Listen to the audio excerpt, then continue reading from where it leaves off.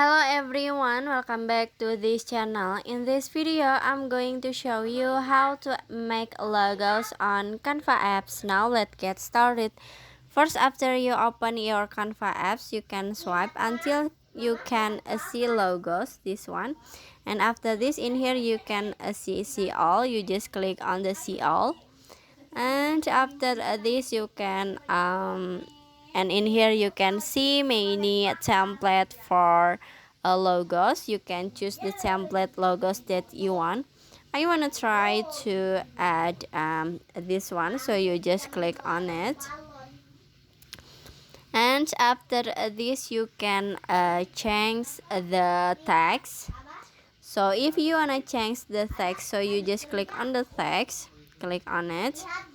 And I wanna change with maybe fashion, fashion style, fashion style. And after this, if you wanna shape the logos, you just click this one.